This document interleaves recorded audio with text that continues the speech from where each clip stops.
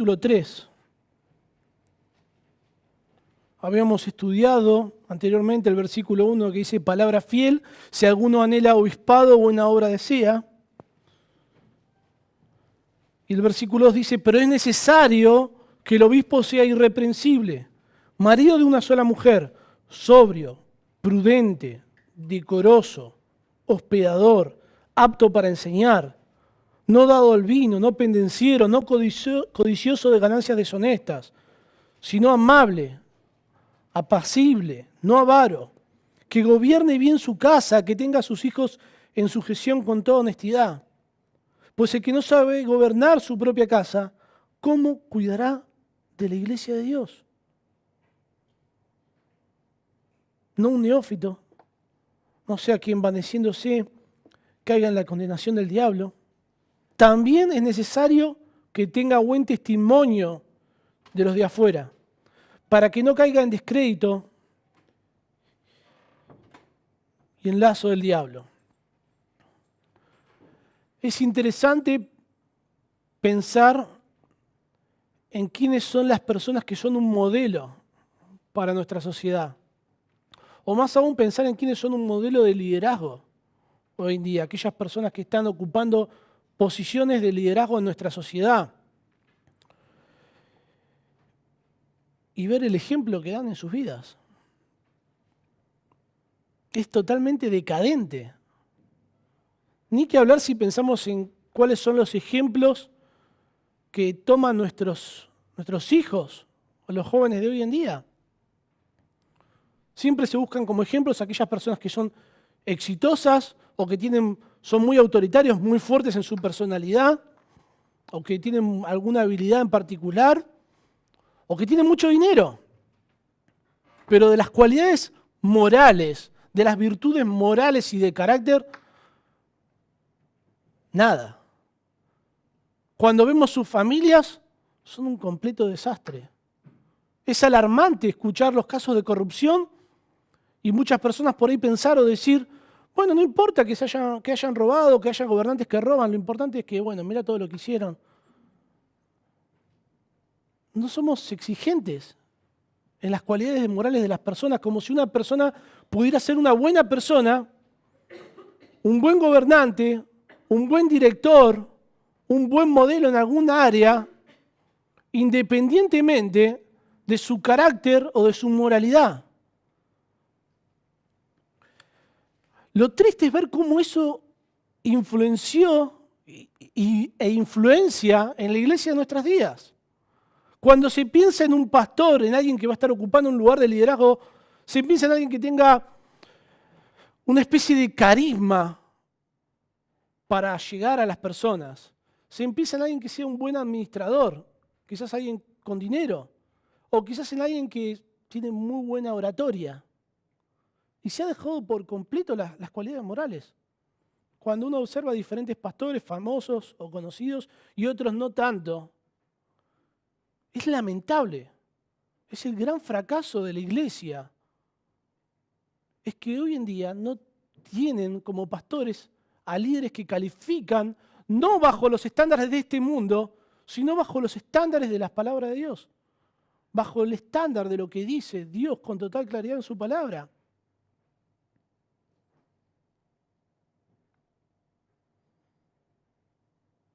Cuando las Escrituras hablan de los pastores de la iglesia, se habla de ellos como un ejemplo vivo que las personas puedan imitar. En 1 Pedro capítulo 5, versículos 2 y 3, Pedro dice que a los pastores les ordena ir a apacentar la grey de Dios que está entre vosotros. Y concluye diciendo, siendo ejemplos. El gran problema es que muchos pastores hoy en día no son un ejemplo. Pero los pastores deben ser un ejemplo, porque a nosotros se nos manda imitar la fe de ellos. No deben ser un ejemplo, no debemos imitar cómo hablan, la forma de hablar, no debemos imitar, no sé, sus modismos, sus peinados, la ropa que usan, no. Lo que debemos de imitar es la fe, es la conducta, el carácter moral que tienen los líderes. Ahora, ¿por qué es tan importante que los pastores sean ejemplares. La realidad es que la palabra de Dios demuestra que como son los líderes, así va a llegar a ser el pueblo. En palabras de Oseas, él dijo, y será el pueblo como el sacerdote, capítulo 4, versículo 9. El pueblo será como su sacerdote. Jesús dijo, todo el que fuere perfeccionado será como su maestro, Lucas 6:40. La historia bíblica demuestra que las personas raras veces van más allá del nivel espiritual de sus líderes. En raras ocasiones. Los pastores deben ser el estándar espiritual para la congregación, para los creyentes. Pero cuando vemos el mundo evangélico nos preguntamos, ¿qué pasó? ¿Qué sucedió? La iglesia en Éfeso, donde Pablo dirige esta carta a Timoteo, estaba atravesando serios problemas en aquel entonces.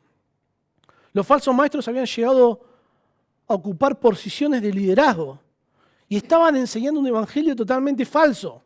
Pablo manda a Timoteo que no les permita enseñar, que los callara, que les tapara la boca, y Pablo les deja un ejemplo a Timoteo sobre qué debía hacer con aquellos falsos maestros que persistían en seguir blasfemando. Y lo que hace Pablo, expulsa de la iglesia a Himeneo y Alejandro para que aprendan a no blasfemar. Posiblemente Himeneo y Alejandro habían sido los cabecillas ahí de los falsos maestros. Posiblemente estaban ocupando posiciones de liderazgo porque la iglesia no los pudieron expulsar y tuvo que ir Pablo mismo en persona y resistirle.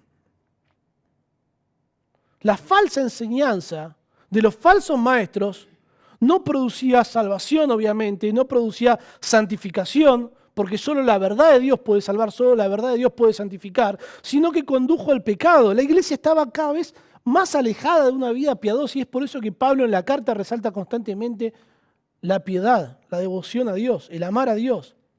Ahora, esto no fue siempre así en Éfeso. Hubo una vez cuando Éfeso fue una iglesia bien establecida. Hubo una vez cuando Éfeso fue una iglesia donde cualquiera de nosotros hubiéramos querido congregarnos. Pablo les advirtió en Hechos capítulo 20, vamos a abrir nuestras Biblias, Hechos capítulo 20, el versículo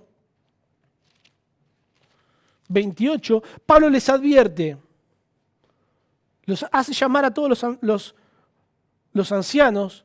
El versículo 17 dice, enviando pues desde Mileto a Éfeso, hizo llamar a los ancianos de la iglesia. El versículo 28 dice, por tanto, mirad por vosotros y por todo el rebaño en que el Espíritu Santo os ha puesto por obispos para apacentar la iglesia del Señor, la cual él ganó por su propia sangre, porque yo sé que después de mi partida entrarán en medio de vosotros lobos rapaces, que no perdonarán al rebaño.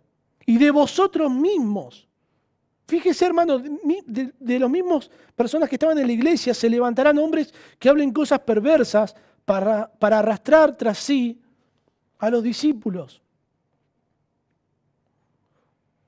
Entonces Pablo les había advertido lo que iba a pasar. Les había advertido que iba a haber falsos maestros que se iban a levantar de ellos mismos, que iban a estar en posición de liderazgo.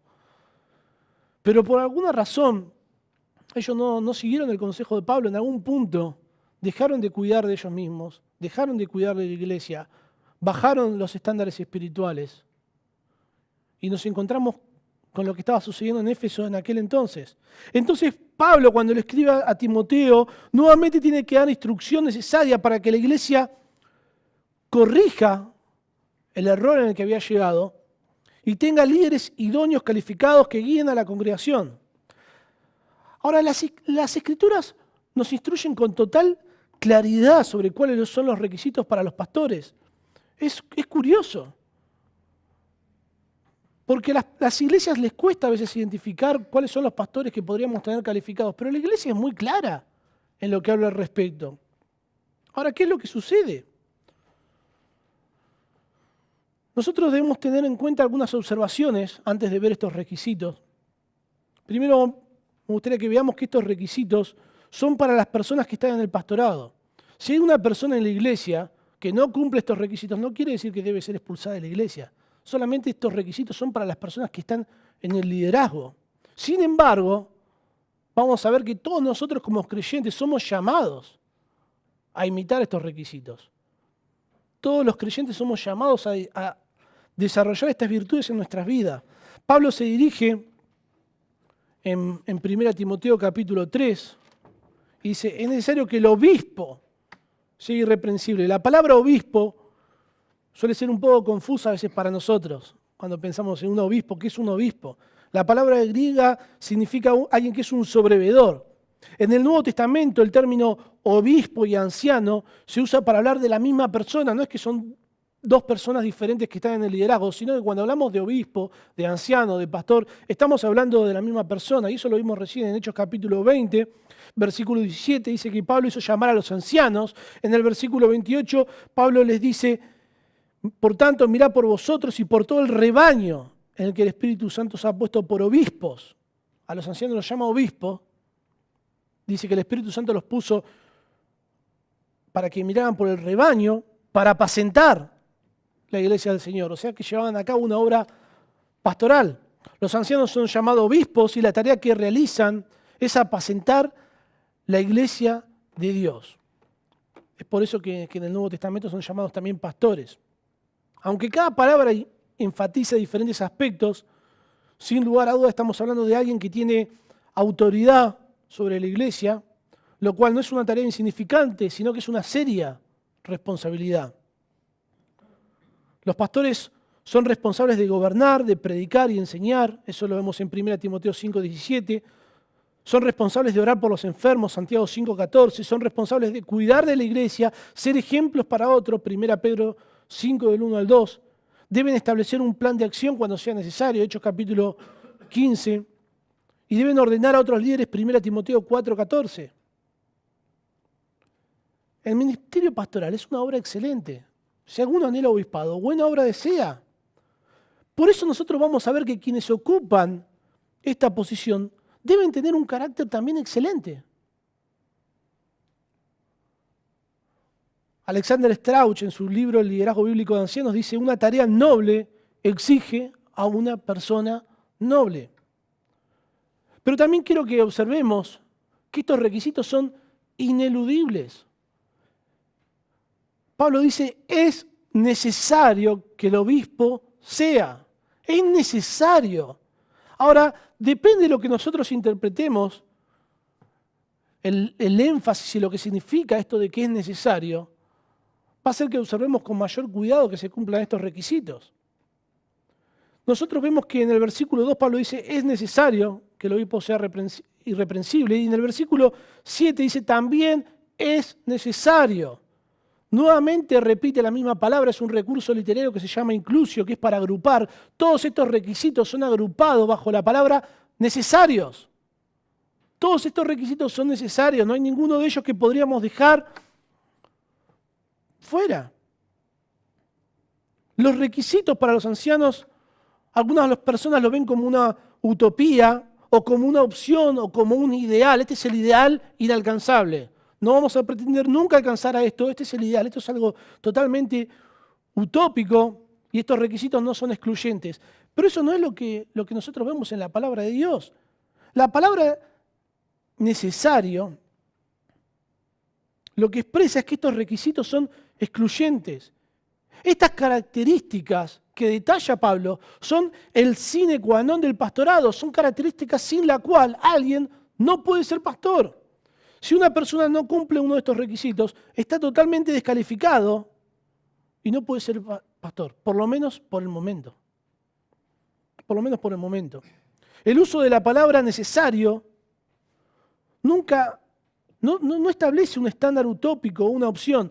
En Hechos capítulo 5, versículo 29, dice así, respondiendo Pedro y los apóstoles dijeron, es necesario obedecer a Dios antes que a los hombres. Obedecer a Dios para los apóstoles no era una opción utópica, no era algo que si lo hacían era mejor, sino que era un deber ineludible. Los apóstoles obedecieron a Dios sin importar ninguna de las consecuencias y lo hicieron hasta la muerte. Esto nos da la idea de qué quiere decir Pablo cuando dice que estos requisitos son necesarios.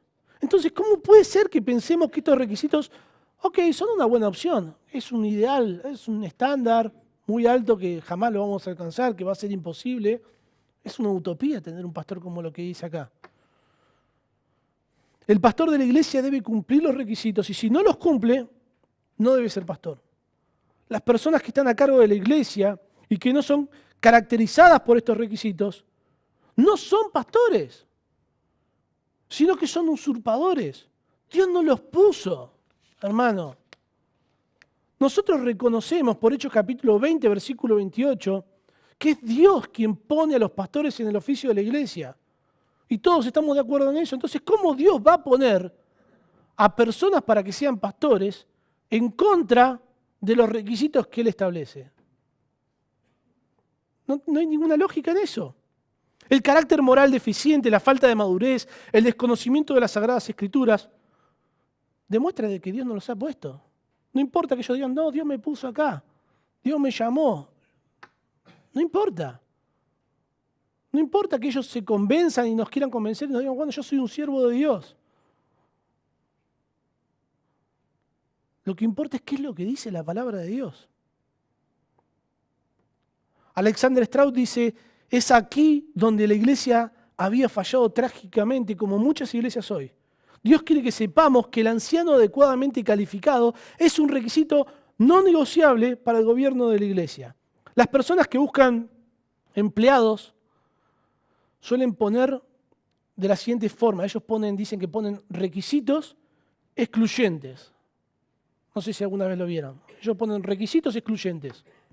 Entonces eso significa que si usted no cumple alguno de esos requisitos, por más bueno que sea en otras áreas, por más talentoso que sean otros requisitos que ahí no se especifican, si usted no cumple esos requisitos, que son requisitos excluyentes, no lo van a tomar. No tiene sentido que usted pierda tiempo, que pierda dinero en el boleto para ir a postularse en ese trabajo, porque cuando vean que usted no cumple los requisitos, ni se van a gastar en entrevistarlo. Así debe suceder en la iglesia, con las personas que no cumplen los requisitos.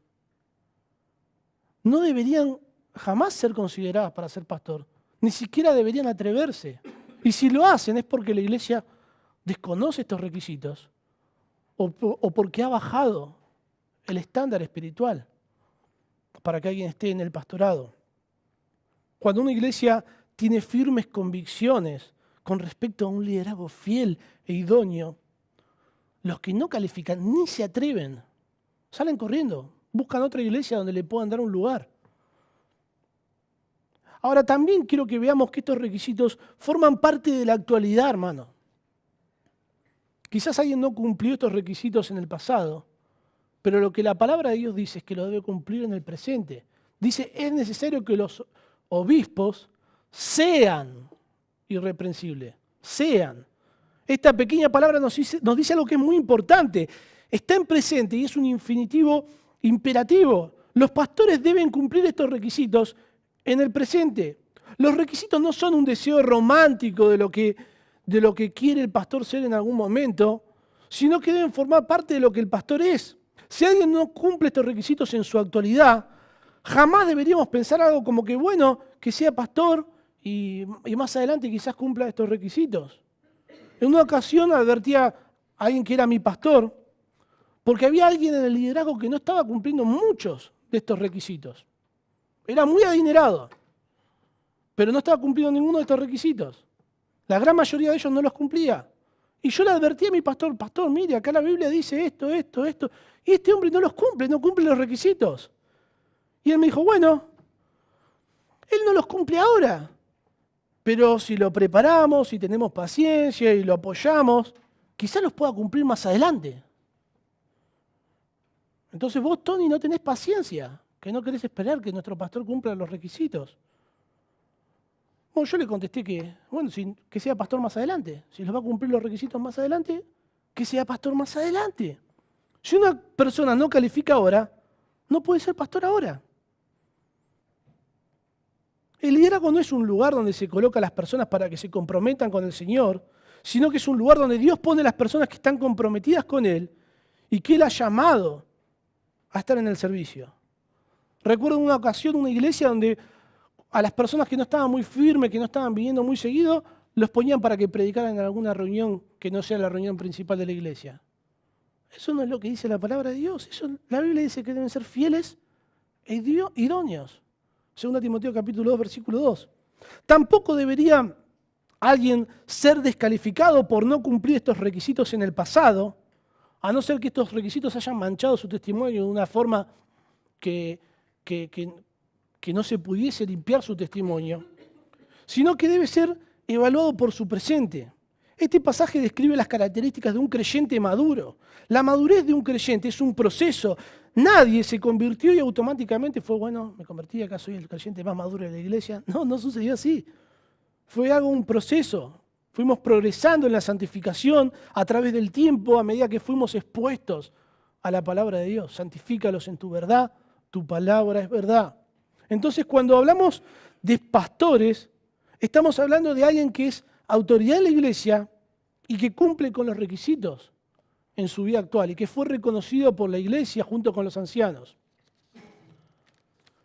Pero también cuando hablamos de pastores, estamos hablando de que esos requisitos es lo que cualquier creyente maduro debería hacer. Todos nosotros, como creyentes, deberíamos cumplir estos requisitos. Yo sé que cuando tocamos estos pasajes como los requisitos de los pastores, muchos pensamos, bueno, me voy a sentar a observar a mi pastor, porque yo no soy pastor, así que este sermón no es para mí. Las mujeres quizás piensen, bueno, yo no soy pastora, así que las pastoras no es algo bíblico, así que bueno, voy a sentarme a escuchar y aprender y nada más. No, hermana, no, hermano, todos nosotros somos llamados a cumplir este estándar. Y en un sentido todos nosotros deberíamos imitar la fe de aquellos que nos presiden en el Señor. Entonces es importante que seamos exigentes en que se cumplan estos requisitos, porque en cierto sentido estamos siendo exigentes cada uno de nosotros en cuáles son las áreas y el estándar espiritual que debemos imitar para vivir nuestra vida cristiana. Dios provee requisitos objetivos y observables para poner a prueba a una persona que va a ser pastor o que es pastor. Estos requisitos específicos se van a centrar en dos áreas. En primer lugar, el versículo 2 y el versículo 3 va a hablar en cuanto a la madurez personal. Y el versículo 4 al 7 vamos a ver cómo esa madurez personal se refleja en la relación con otras personas. Nosotros nos vamos a centrar primeramente en el versículo 2 y en el versículo 3. Y vamos a ver que el pastor debe ser un ejemplo espiritual para los creyentes. Parece una locura decir que el modelo para otras personas, el modelo espiritual, debe ser un pastor. Se nos reirían en la cara en el mundo. Es por el mal testimonio que hemos dado. Nosotros debemos enseñarle a nuestros hijos que el modelo para imitar en su vida debería ser un pastor, siempre y cuando este pastor esté sujeto a Cristo y esté reflejando a Cristo en su vida y esté cumpliendo estos requisitos.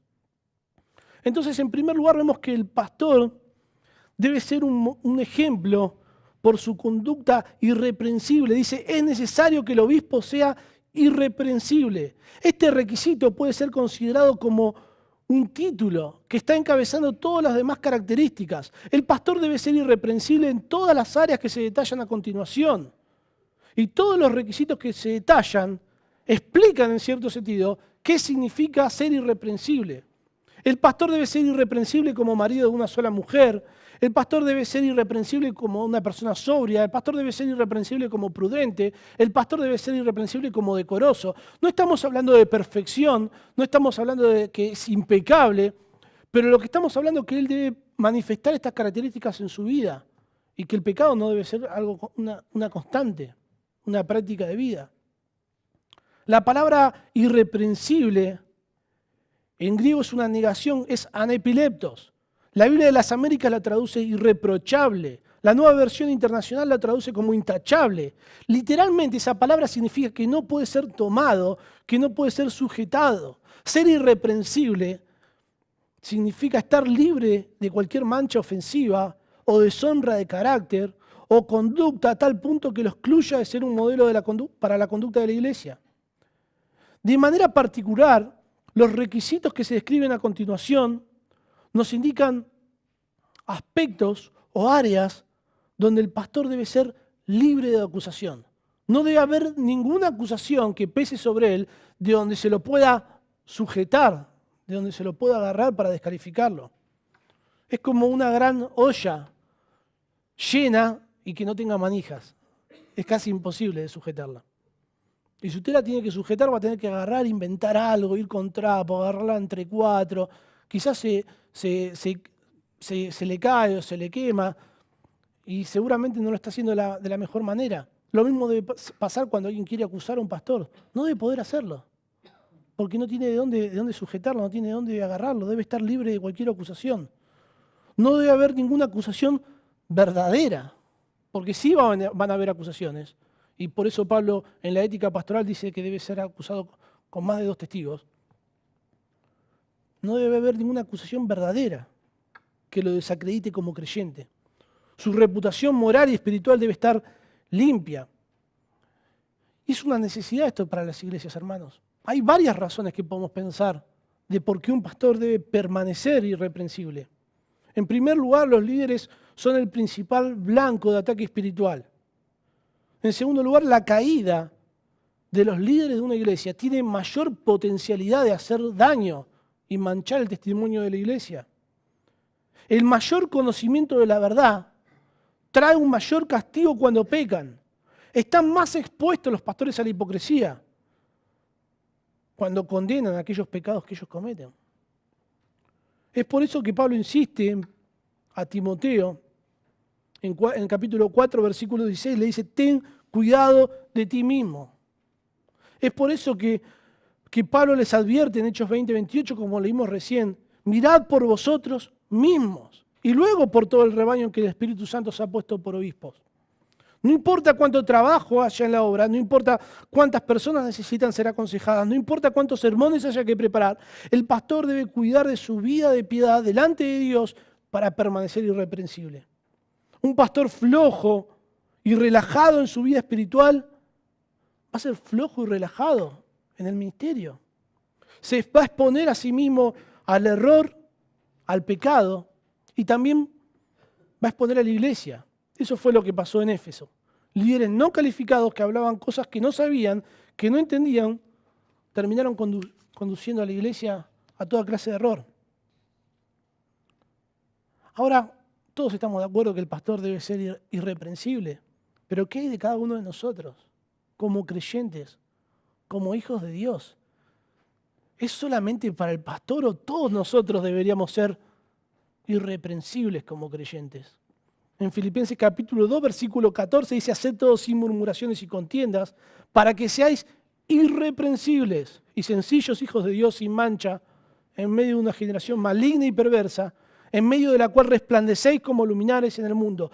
Todos los creyentes somos llamados a vivir de tal manera que no pesen acusaciones sobre nosotros, que nos descalifiquen. Quizás no te descalificarán como pastor, pero sí te van a descalificar como creyente. Van a decir, este dice que es un creyente, este dice que es un cristiano, vos viste cómo se conduce, cómo habla, me robó y dice que es creyente. ¿Cómo vas a resplandecer de esa forma como un luminario en el mundo? Sería totalmente imposible. Quizás haya personas que no creerían que sos un creyente por tu mala conducta. Pensá por un momento, meditá en qué acusaciones verdaderas podrían pesar sobre ti que te desacreditarían como un creyente.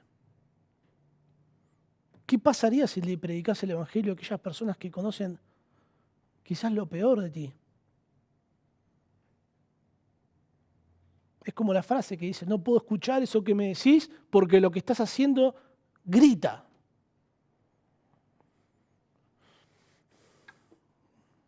Hay una realidad, hermanos, no podemos guiar nuestras familias, no podemos guiar a nuestros hijos, no podemos compartir el Evangelio a nuestros compañeros de trabajo o de estudio si hay pecado en nuestra vida de una forma evidente y bochornosa. Ni siquiera podés estar seguro de ser un verdadero creyente si el pecado es una norma de conducta en tu vida. El pastor de una iglesia debe ser un modelo en el sentido de que no vemos cosas en su vida que nos lleven a decir, ¿cómo puede estar este hombre como pastor de una iglesia. Es una vergüenza. ¿Qué pasó? Eso no debe pasar bajo ningún punto de vista. Pero debemos examinarnos a nosotros mismos, como creyentes, como hijos de Dios, que también debemos todos ser irreprensibles. En segundo lugar, el pastor debe ser un ejemplo por su pureza sexual. Dice, marido de una sola mujer. Cuando Pablo piensa en irreprensible, inmediatamente va a la carga con el punto donde hay mayor debilidad por parte de los hombres. Inclusive muchas personas fuertes que estaban en el liderazgo han caído en esto. Cuando Pablo menciona la palabra irreprensible, automáticamente dice marido de una sola mujer. Marido de una sola mujer literalmente significa hombre de una mujer.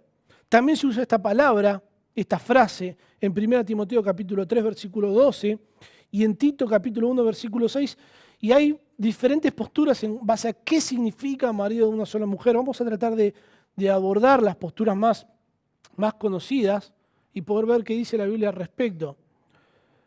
Algunos dicen que los pastores deben ser casados, que lo que Pablo está diciendo cuando dice marido de una sola mujer, Pablo dice, bueno, si alguien es pastor, tiene que estar casado. Ahora, si Pablo dijera que los pastores deben estar casados, eso contradeciría lo que Pablo enseña en 1 Corintios capítulo 7, donde Pablo habla de las ventajas de la soltería para servir al Señor. Eso lo vemos en 1 Corintios capítulo 7, el versículo 32 al 35. El Señor Jesucristo enseñó la misma idea, de que alguien que está soltero puede estar soltero como un beneficio, como un mayor tiempo por ahí para servir al Señor. Mateo capítulo 19, versículo 12. Pablo no está diciendo que el anciano tiene que tener una esposa, sino que hay un énfasis en la palabra sola. Pablo lo que dice es que el anciano debe tener una sola esposa. Entonces algunos dicen, bueno, entonces lo que Pablo está diciendo es que los pastores deben ser monógamos, monógamos que solamente tiene una esposa. Algunos piensan que Pablo está excluyendo del liderazgo de la iglesia a aquellas personas que eran polígamos, que tenían más de una esposa. Aunque a primera vista parecería que es una interpretación correcta, vemos que el uso que se le da a esta frase hace imposible interpretarla como una provisión a la poligamía. En aquel entonces, un hombre que era polígamo ni siquiera podía ser miembro de una iglesia. La poligamia no fue una característica de la sociedad judía del primer siglo y tampoco era algo común en la sociedad romana. La poligamia no era algo que había en Éfeso. En aquel entonces los encuentros sexuales, así como los divorcios, se obtenían con muchísima facilidad. Es interesante en 1 Timoteo capítulo 5, versículo 9, que se usa esta frase, pero para hablar en relación a las mujeres, particularmente en cuanto a las viudas, y se habla como una condición para que las viudas reciban ayuda material de la iglesia, que ellas debían ser esposa de un solo hombre. Es exactamente la misma frase, lo que pasa que se invierte, en vez de marido habla de esposa y en vez de mujer se habla de un solo hombre. Con toda seguridad, Pablo no estaba excluyendo de la ayuda material a las mujeres que tuvieron 2 o más esposos. Esto era algo extraño en aquel entonces y aborrecible tanto para los judíos como para los romanos. De la misma manera que esposa de un solo hombre, no se refiere a la poliandria, que es una mujer que tiene varios esposos, marido de una sola mujer tampoco se refiere a la poligamia. Otra postura es que algunos dicen que los pastores solo se pueden casar una vez y si quedan viudos deberían permanecer viudos toda su vida o que no deberían divorciarse nunca. Algunos piensan que Pablo está prohibiendo el nuevo casamiento, cualquiera sea el motivo, incluso para los viudos. Por lo tanto, un hombre divorciado o viudo o casado quedaría totalmente descalificado. El gran problema de esta interpretación es que en ningún lugar del Nuevo Testamento hay la más mínima sugerencia de un mandamiento contra las segundas nupcias. Todo lo contrario. En 1 Corintios capítulo 7, versículo 39 dice, la mujer casada está ligada por la ley mientras su marido vive. Pero si su marido muriere, libre es para casarse con quien quiera, con tal que sea en el Señor. Otros solo dicen que es una prohibición para la persona que se divorció y se vuelve a casar. Mateo capítulo 5, versículo 31 al 32 y capítulo 19, versículo 9, el Señor Jesús permite las segundas nupcias cuando el divorcio es producto del adulterio. En 1 Corintios capítulo 7, versículo 15, Pablo permite segundas nupcias cuando el esposo incrédulo inicia el divorcio. Aunque el divorcio es algo que desagrada a Dios, el Señor extiende su gracia a la parte inocente. Como las segundas nupcias no constituyen un pecado, no dañan el carácter de un hombre, a no ser que el divorcio fuere producto de la incapacidad del hombre para gobernar su propia familia. Eso es un requisito en el versículo 5 de 1 Timoteo capítulo 3. Entonces, en ese caso sí, sería descalificado. Nosotros vemos que marido de una sola mujer expresa la idea de un hombre dedicado a su esposa de una forma fiel. Ese es el sentido que quiere dar Pablo. Si nos fijamos en el contexto, Pablo, primero que nada, describe características morales y de carácter. El estado civil no constituye parte del carácter de una persona. En la gramática, en el original, esa palabra, el artículo definido para esa palabra está completamente ausente. Cuando el artículo definido está presente, se refiere a un estado. Si el artículo definido estaría presente, podría ser un estado civil. Pero cuando está ausente, se refiere a una conducta. El estado civil, en un sentido, es irrelevante en relación al carácter moral que se está describiendo en el pasaje, en el contexto. Hay solteros que son adúlteros. Hay casados que son adúlteros. Hay viudos que son adúlteros. Todos estos calificarían si Pablo se refiere al estado civil. Pero serían descalificados a la luz de todas las escrituras de una manera clara y evidente. Y a la luz de que marido de una sola mujer da la idea de pureza sexual, nos damos cuenta claramente que a lo que se refiere el apóstol Pablo, cuando está hablando de marido de una sola mujer. La mayoría de los hombres en aquel entonces en la iglesia estaban casados con una mujer. Es evidente que Pablo no se está refiriendo a un estado civil, sino que está hablando de la pureza. El hombre que ha de gobernar la iglesia no debe tener ninguna acusación que pese sobre su matrimonio en el sentido de ser infiel o inmoral. En Éfeso la impureza sexual estaba totalmente fuera de control. El templo de Diana estaba lleno de prostitutas que formaban parte del culto pagano.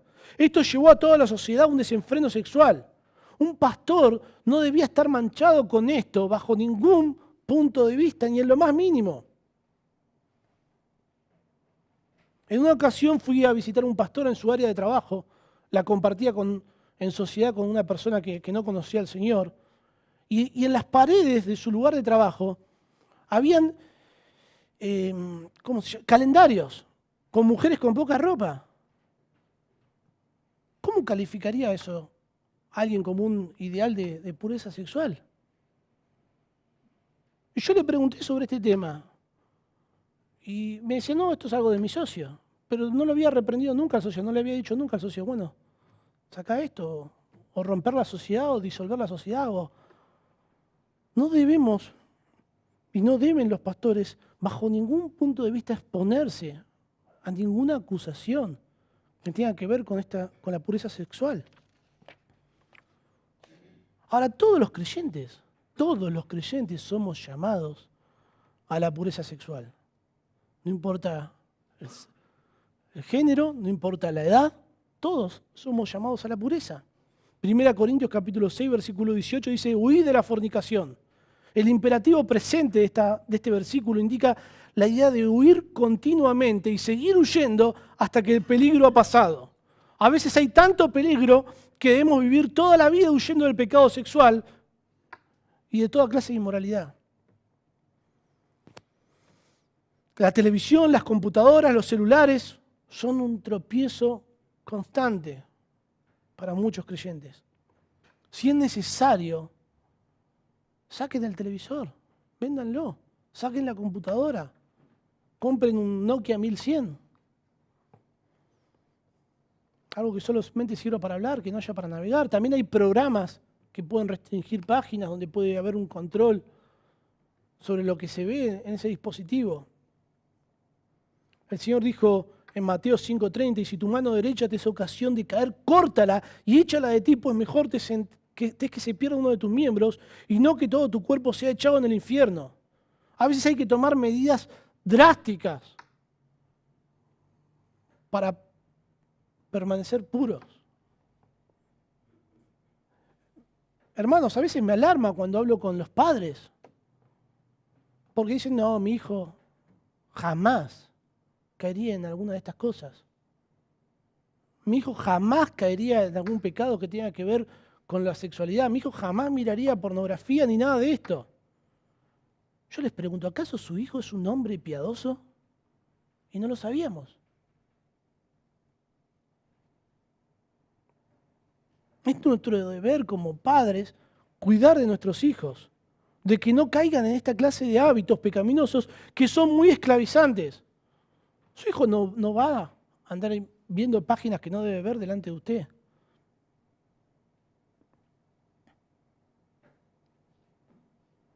La experiencia y el hablar con los jóvenes, hermanos, les puedo asegurar que, no les puedo decir un porcentaje, pero casi la mayoría de los jóvenes han caído en pecado que tiene que ver con la pornografía. Casi la gran mayoría. Y muchos adultos también. Ahora, el pastor debe ser un modelo de pureza sexual. Porque todos los creyentes somos llamados a la pureza sexual. No hay nada más escandaloso, más dañino para la iglesia de Cristo que cuando un pastor es descubierto en un pecado que tiene que ver con la pureza sexual. Es algo totalmente bochornoso que destruye la iglesia y mancha el testimonio de una forma que pareciera irrecuperable a veces. El pastor debe ser un ejemplo en su pureza sexual, pero el pastor también debe ser un ejemplo por su carácter estable. Dice que debe ser sobrio y prudente. Vamos a centrarnos en esas dos palabras para hablar en cuanto a su carácter estable. Estamos hablando de alguien, cuando hablamos de alguien sobrio y prudente, hablamos de alguien que tiene claridad mental para discernir las cosas, que posee dominio propio, que no va a actuar perdiendo el control y que al momento de pensar en determinadas situaciones es razonable. Alguien que tiene buen juicio para examinarse a sí mismo y también para examinar a otros si es necesario. La palabra sobrio, literalmente la palabra que está en este versículo, aparece solo 3 veces en la Biblia y todas esas veces es en las epístolas pastorales. Literalmente significa sin vino, no mezclado con vino. Lo contrario a esta palabra es alguien que está borracho, alguien que está en un estado de embriaguez. Esta palabra no solo se usa en el sentido literal. Nosotros en nuestro idioma castellano usamos la palabra sobrio para describir a alguien que no está bajo los efectos del alcohol.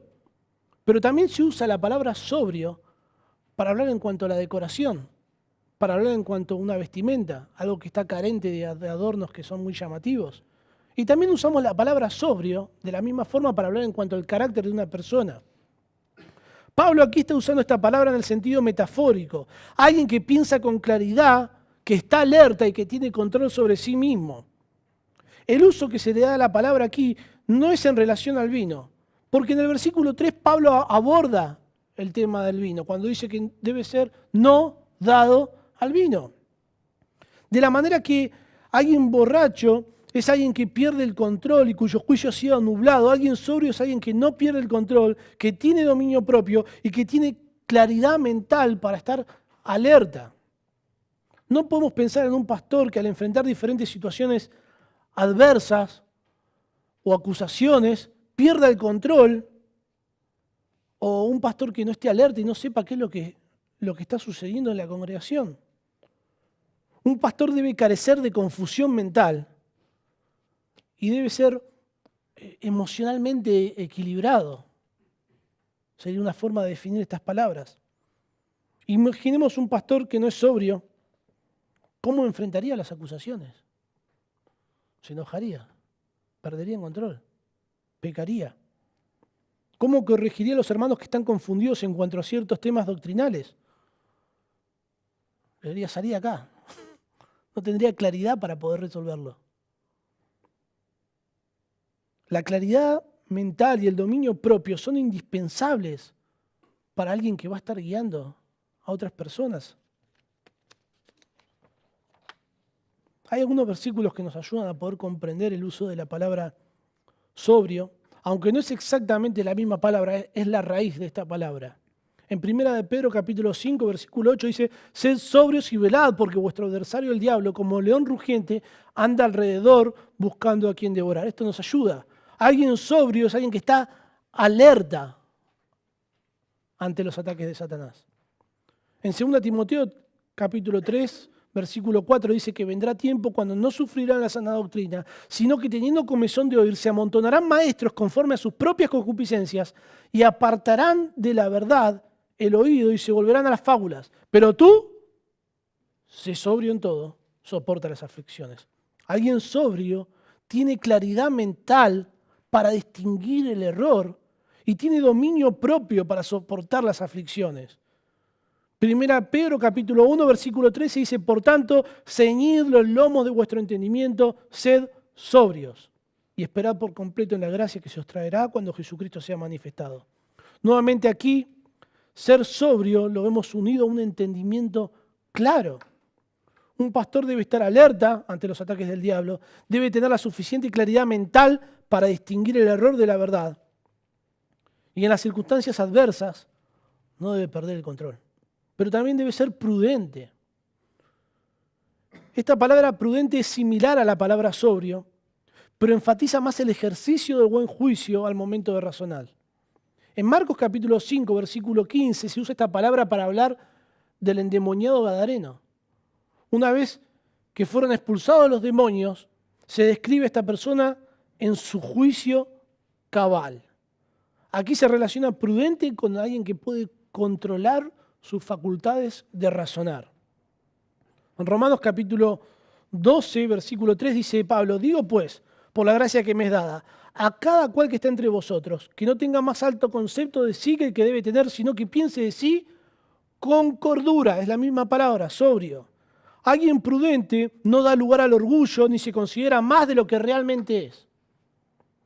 No podríamos pensar en alguien prudente, en alguien sobrio que diría: ¿qué me vienen a decir a mí cómo hay que hacer las cosas en la iglesia, que yo tengo 30 años de ministerio? ¿Qué me vienen a decir a mí que yo estudié en tal o cual seminario? Eso es todo lo contrario a alguien prudente. Es todo lo contrario a alguien que es sobrio. La prudencia actúa como un moderador del orgullo, el autoritarismo y la tendencia a justificarse a sí mismo. Alguien prudente no va a descartar fácilmente cuando alguien le marque un error, sino que va a considerar lo que se le esté diciendo. Porque si es algo razonable, si es algo verdadero, es un beneficio para su vida espiritual y para toda la iglesia. Lo mejor que le puede pasar a alguien que está en el liderazgo y comete un error es que los hermanos amorosamente le puedan advertir y que él pueda escucharlo para corregir ese error. ¿Cómo reaccionamos? Porque leímos versículos que hablan de que todos debemos ser prudentes y sobrios. ¿Cómo reaccionamos ante las acusaciones? ¿Cuáles son nuestras reacciones cuando nuestras esposas nos marcan un error? La primera es pensar que yo soy inocente y que yo tengo razón. ¿Cómo reaccionamos? ¿Cómo enfrentamos esas situaciones? ¿Cómo reaccionamos cuando nuestros hijos nos marcan un error? La sobriedad y la prudencia son las que nos protegen de perder el control y examinar lo que se nos está diciendo. También son buenas compañeras para cuando tenemos que mostrarle a alguien que está equivocado.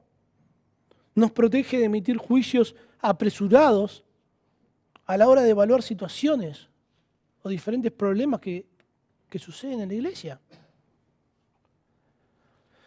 Cuando hablamos de personas sobrias y prudentes, a mí se me vienen un montón de personas que yo conozco que son sobrias y que son prudentes y que son un ejemplo para mi vida. Y podemos pensar, bueno, yo no soy así. Mi carácter es diferente. A mí me corre sangre por las venas. No sé qué excusa cada uno podrá tener. Algunas personas dicen, no, el carácter no cambia nunca. No se puede cambiar el carácter. Una serie televisiva había un hombre que a veces decía cosas muy, muy interesantes, muy profundas, pero era muy interesante cuando él decía, las personas nunca cambian. Las personas nunca cambian. Bueno, quizás eso pase en el mundo. Pero cuando Dios toma a una persona, la Biblia dice que lo hace una nueva criatura. No lo cambia, directamente tira todo y hace algo totalmente nuevo, algo totalmente diferente. El Espíritu Santo obra en nuestro corazón, nos marca lo que es el error, nos da la fuerza, nos da el poder para que quitemos todo pecado en nuestra vida, toda conducta que no agrada a Dios. Dios nos manda a ser sobrios, y si Dios nos manda a ser sobrios y prudentes, es porque podemos aprender a ser sobrios y prudentes. Dios nos manda a ser sobrios. 1 Corintios capítulo 15, 34. 1 Tesalonicenses 5, 6 al 8. 1 Timoteo 3, 12. 2 Timoteo 4, 5. 1 Pedro 1, 13. 1 Pedro 4, 7. 1 Pedro 5, 8. Dios nos manda a ser prudentes. Tito 2, 5. Tito 2, 6. Tito 2, 12. 1 Pedro capítulo 4, versículo 7. Ninguno de nosotros podemos decir, bueno, yo no soy así. ¿Qué se le va a hacer? ¿Me van a tener que amar como soy? Bueno, te vamos a amar como sos, pero te vamos a exhortar a que cambies tu conducta. La sobriedad y la prudencia son virtudes de carácter que se cultivan a través de la obediencia a la palabra de Dios. En cuarto lugar, y hasta acá vamos a llegar en el día de hoy, vamos a ver que el pastor debe ser un ejemplo por su vida ordenada. El pastor debe llevar una vida ordenada. Dice que debe ser decoroso. La palabra decoroso, en el original en griego, es la palabra cosmios, de donde viene la palabra castellana cosmos. Esta palabra se utiliza para hablar de cómo debe ser la vestimenta de las mujeres piadosas, en el capítulo 2, en el versículo 9, y el significado principal de esta palabra es orden. Es interesante observar cuál era el uso extrabíblico que se le daba a esta palabra en el mundo griego en el siglo I. Se usaba esta palabra para hablar de lo que está bien armado o construido por sus partes individuales. Cuando se veía algo que tenía muchas piezas y que estaba bien hecho, se decía, bueno, esto está hecho cosmios, esto es ordenado. También se usaba esta palabra para describir el orden humano institucional, para hablar de un ejército ordenado, para hablar de una ciudad o de un estado ordenado.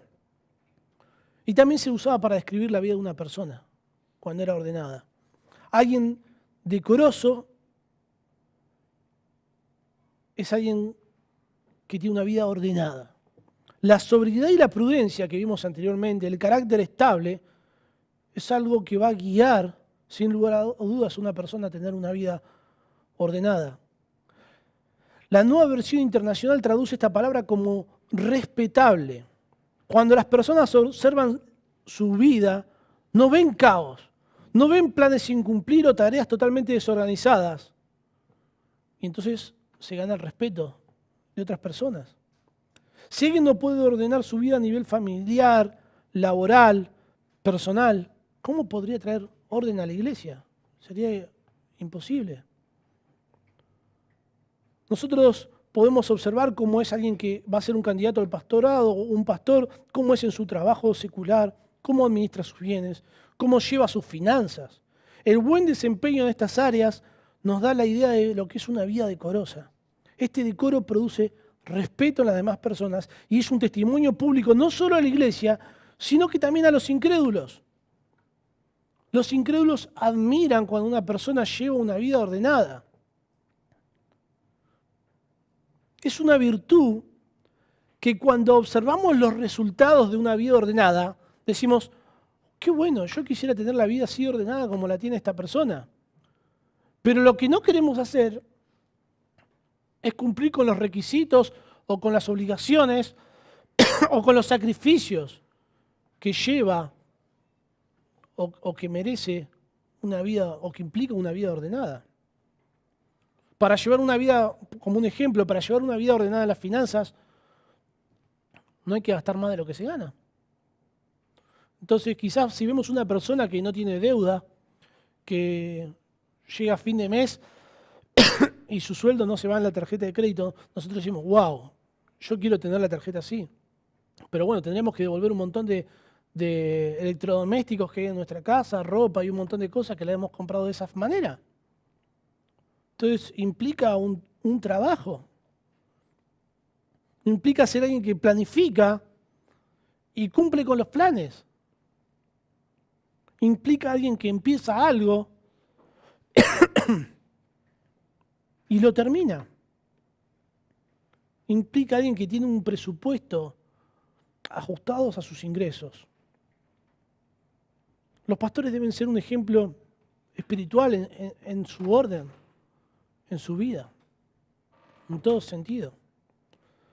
Y todos nosotros somos llamados a imitar su fe. Todos nosotros deberíamos tener una vida ordenada.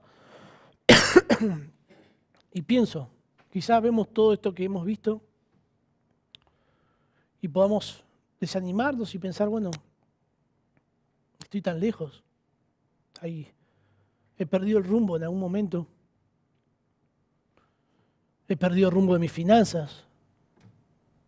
Me he tomado licencias en cuanto a mi pureza.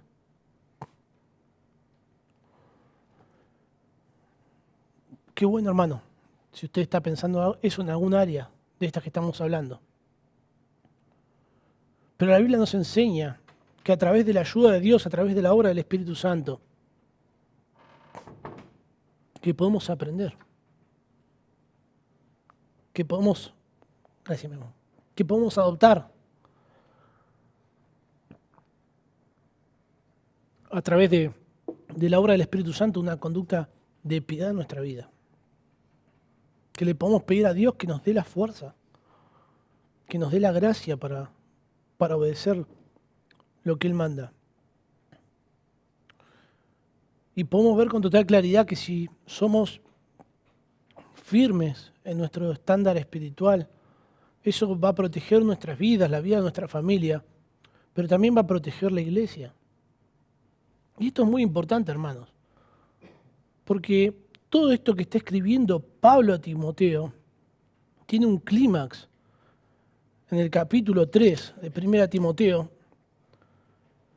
El versículo 15 dice, para que si tardo sepas cómo debes conducirte en la casa de Dios, que es la iglesia del Dios viviente, columna y baluarte de la verdad. Es por eso que es tan importante que los líderes cumplan estos requisitos para guiar a toda la congregación y que la iglesia realmente pueda ser una columna y un baluarte de la verdad, que la iglesia aquí en Logos pueda tener la verdad bien en alto para que todos la puedan ver y que pueda defenderla de los ataques que va a recibir en medio de este mundo. Y cuando todos puedan ver la verdad, seguramente eso va a hacer que Dios añada personas a la iglesia. Es importante, hermanos, que podamos, cada uno de nosotros, examinarnos hoy y que en estas áreas, que seamos exigentes para tener pastores que cumplan estos requisitos y que puedan ser un modelo espiritual para nosotros. Hay algo, un paréntesis, algo que me encanta, que me gusta mucho del liderazgo bíblico, que el liderazgo bíblico es plural, no es una sola persona, sino que son varias personas las que están en el liderazgo de la iglesia. Y sería algo muy singular encontrar alguna persona que sea el máximo exponente en todas estas áreas. Si bien todas estas áreas deben caracterizar su vida, pero quizá haya algún área donde se destaque más que en otra. Y en un liderazgo plural se pueden complementar. Y seguramente algunos serán más fuertes en un área que en otra, y eso es una bendición enorme para el liderazgo de la iglesia, para la iglesia, sin llegar a ser que esa deficiencia no sea algo que lo descalifique, obviamente. Vamos a orar, hermanos.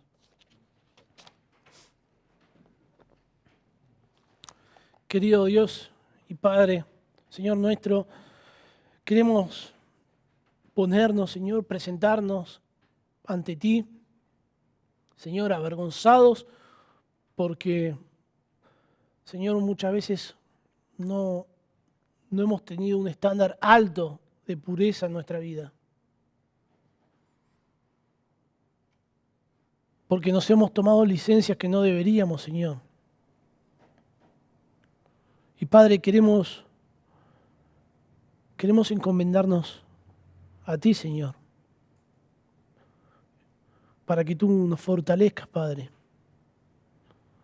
y nos dé la gracia para hacer lo que tú nos mandas hoy en tu palabra, Señor, para ser hijos obedientes, Padre. Reconocemos que no podemos, Señor, por nuestras propias fuerzas, que no podemos llevar una vida pura, Señor, por nuestras fuerzas. Pero, Señor, sabemos que tú nos puedes sostener por tu gracia, Padre. Te rogamos por cada uno de nosotros, por nuestros hermanos en la congregación. Y, Señor, también por el liderazgo en la iglesia, para que tú nos sostengas fieles, Señor. Y, Señor, si hay alguna virtud en nosotros, es por lo que tú haces, Señor, en nuestra vida. No hay ningún lugar, ningún mérito personal. Y en vista de todo eso, cualquier orgullo, Señor, que pueda brotar de nuestro corazón es totalmente falso, totalmente vano, Señor. Manténnos humildes y dependientes en ti, Señor. Te lo rogamos en el nombre del Señor Jesús. Amén.